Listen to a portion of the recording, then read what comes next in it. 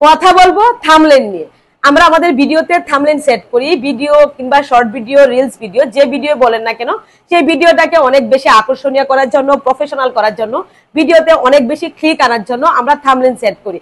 কিন্তু সেই থাম্বনেলই যদি আপনার ভিডিওর রিচ ডাউনের কারণ হয়, সেই থাম্বনেলে যদি আপনার ভিডিওটাকে স্টপ করে দেয়, ভিডিওটাকে মুভ করতে না দেয়, তখন কেমন লাগবে? এমনকি অনেকেই আছে সেই থাম্বনেলের জন্য আপনাকে আনফলো করতে পারে, তখন আমাদের অনেক খারাপ লাগবে, আমরা সেটা বুঝি। তো সেইটা নিয়েই কথা বলবো আজকের এই ভিডিওতে। হ্যালো এভরিওয়ান, আসসালামু আলাইকুম। যে বা যারা যেখান থেকে এই ভিডিওটা দেখছেন, যদি ভালো লাগে লাইক, কমেন্ট, শেয়ার করে পাশে থাকবেন। থাম্বনেল জিনিসটা কি? থাম্বনেল আমরা যখন কোনো একটা ভিডিও আপলোড করি, সেই ভিডিওটাকে অনেক বেশি প্রফেশনাল করার জন্য, ভিডিওটাকে আকর্ষণীয় করার জন্য, ভিডিওতে যাতে অনেক বেশি ক্লিক করে, সেই জন্য আমাদের গ্যালারি থেকে একটা থাম্বনেল আমরা সেট করে নিই। সেটা আমিও করি, অনেকেই করে। আমি আমার অনেক ভিডিওতে দেখেন থাম্বনেল সেট করেছি, আমার ভিডিওতে ভিউজ ভালো এসেছে, মানুষের নজর কেড়েছে। কিন্তু সেই থাম্বনেলটাই কিন্তু আপনাদের অনেকেরই অনেক ক্ষতি করছে, কেননা আপনারা সঠিকভাবে থাম্বনেলটা ব্যবহার করছেন না, আপনারা ভুলভালভাবে থাম্বনেল সেট করছেন, যার ফলে আপনাদের ভিডিওতে মানুষ ক্লিক করে চলে যাচ্ছে এবং এমনকি আপনাকে আনফলো করে দিচ্ছে। ফেসবুক কিংবা ইউটিউব অ্যালগরিদম বুঝে যাচ্ছে যে আপনি থাম্বনেলটা যে সেট করেছেন সেটার জন্যই আপনার ভিডিওতে মানুষ ক্লিক করে আর ভিডিওটা দেখছে না, চলে যাচ্ছে। তখন কি করে? আপনার ভিডিওর রিচটা একদম ডাউন করে দেয়। তো সেটা যাতে না হয় সেটা নিয়েই আজকে বুঝিয়ে দিচ্ছি আপনাদেরকে। আমরা অবশ্যই থাম্বনেল সেট করব, তাই বলে কি আমরা থাম্বনেল সেট করব না? অবশ্যই আমরা থাম্বনেল সেট করব। থাম্বনেল আমাদের ভিডিওর জন্য অনেক উপকারী, এটা হাজারবার স্বীকার করতে হবে সবাইকে। তো থাম্বনেলটা আমরা অবশ্যই ঠিকঠাক ভাবে সেট করব। কিভাবে সেট করব?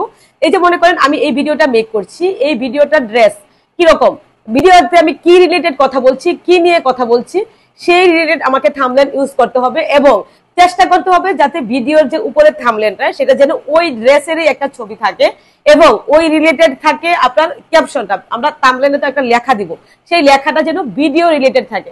আমরা অনেকেই কি করি, আমরা এক রিলেটেড ভিডিও আপলোড করি আর এক রিলেটেড থাম্বনেল দিই। আমরা কি করি, একটা ড্রেস করে ভিডিও আপলোড করছি, যেমন তেমন ড্রেস পরে, আর আমরা গর্জিয়াস কোনো বিয়ের অনুষ্ঠানের অথবা কোনো জন্মদিনের অথবা কোনো আমাদের মানে অনেক সুন্দর একটা ছবি দিয়ে আমরা থাম্বনেলটা সেট করি এবং থাম্বনেলে আমরা অন্য কিছু লিখে দিই, যেটা আসলে আমাদের ভিডিওতে আলোচনা করা হয়নি, যেটা নিয়ে কোনো কথাই বলা হয়নি।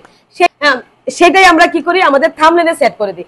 যার ফলে কি হয়, আমার অডিয়েন্স ভিডিওটা ক্লিক করে একটা আকর্ষণ নিয়ে যখন ভিডিওটা ক্লিক করার পর দেখে যে সেখানে থাম্বনেল রিলেটেড কিছুই নেই, সে কিন্তু অনেক বিরক্ত হয়ে যায়। সে আপনাকে কিভাবে প্রতারক ভাবে, আপনাকে ভাবে যে ফালতু, কারণ আপনি থাম্বনেল দিয়েছেন একরকম, ভিডিওতে কথা বলছেন অন্যরকম। সে কিন্তু আপনার সেই কথাগুলো শোনার জন্য ভিডিওটা ক্লিক করেনি, সে থাম্বনেলে যা লেখা আছে সেটা দেখার জন্য ভিডিওটা ক্লিক করেছে।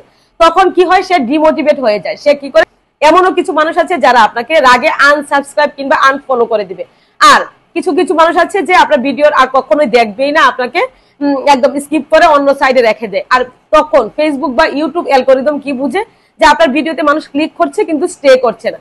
তার মানে কি করছেন, আপনার থাম্বনেলে একরকম কিছু বলেছেন, ভিডিওতে অন্যরকম কিছু বলছেন। তখন ফেসবুক অ্যালগরিদম কিংবা ইউটিউব অ্যালগরিদমও কিন্তু ভিডিওটা ভাইরাল করার কোনো চেষ্টা করে না।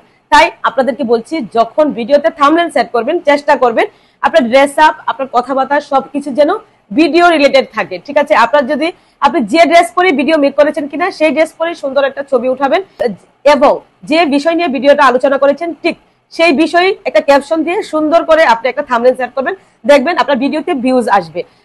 কিন্তু আমরা কখনোই ফেক থাম্বনেল ব্যবহার করতে যাব না। এতে করে কি হবে, আমাদেরকে মানুষ ফালতু ভাববে, আমাদের কোনো মূল্যায়ন থাকবে না, ভ্যালু থাকবে না, ভিডিওতে ভিউজ আসবে না।